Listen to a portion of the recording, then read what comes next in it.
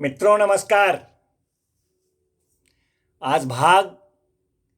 442 में हम लोग BSA 2023 के सेक्शन 119 पर चर्चा करेंगे। सेक्शन 119 सेक्शन 119 BSA 2023 जो है वह कहता है कि न्यायालय जो है वह कतिपय तथ्यों का अस्तित्व उपधारित कर सकेगी। न्यायालय कतिपय तथ्यों का अस्तित्व उपधारित कर सकेगी। कोर्ट में presume existence of certain facts. मित्रों, कहता है ये सेक्शन कि न्यायालय ऐसे किसी तथ्य का अस्तित्व एग्जिस्टेंस उपधारित कर सकेगी जिस तथ्य का कि घटित होना उस विशिष्ट मामले के तथ्यों के संबंध में प्राकृतिक घटनाओं, मानवीय आचरण तथा लोक और प्राइवेट कारोबार के साधारण अनुक्रम को ध्यान में रखते हुए वह न्यायालय जो है उसको संभाव्य समझती है। वंस अगेन, न्यायालय ऐसे किसी भी तथ्य का अस्तित्व उपधारित कर सकेगी जिस तथ्य का घटित होना उस विशिष्ट मामले के तथ्यों के संबंध में प्राकृतिक घटनाओं, मानवीय आचरण तथा लोक और प्राइवेट कारोबार के साधारण अनुक्रम को ध्यान में रखते हुए न्यायालय संभाव्य समझती है। जैसे कि शीघ्र चोरी होता है, तुरंत चोरी होता है और चोरी होने के शीघ्रता बाद तुरंत ही बाद वह चुराया हुआ वस्तु जो है वह किसी व्यक्ति के कब्जे में प्राप्त होता है। तो जब तक कि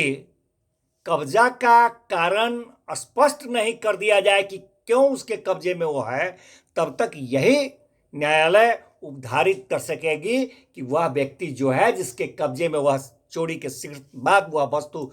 बरामद हुआ है उसके कब्जे से, वह व्यक्ति या तो चोर है या जानबूझकर उस व्यक्ति ने कि यह चोरी का सामान है तब भी उसको उसने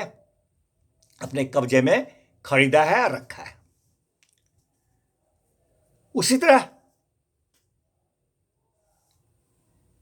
मित्रों, न्यायालय यह धारा उपबंधित करती है कि न्यायालय इस बात पर भी ऐसा करने में विचार करेगी। न्यायालय जो ऐसा करेगी, इस तरह का उपधारणा कर सकेगी, तो कहता है ये धारा ये भी उपबंधित करती है ये धारा कि न्यायालय इस पर विचार करते हुए कि क्या ऐसी मैक्सिम जो है उसके समक्ष विशिष्ट मामले को लागू होती है अथवा लागू नहीं होती है, इस पर भी विचार करेगी और इसके संबंध में दिए गए तथ्यों को भी ध्यान में रखेगी। अब जैसे कि उदाहरण जो दिया कि चोरी होने के शीघ्र बाद चोरी का वस्तु जिस व्यक्ति के कब्जे में बरामद होता है, जब तक कि वह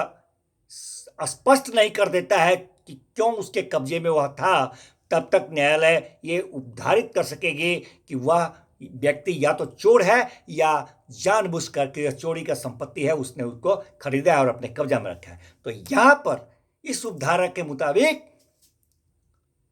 अगर दुकानदार के पास उसके गले में कोई चिन्हित रुपया,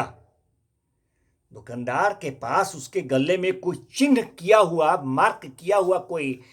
रुपया बरामद होता है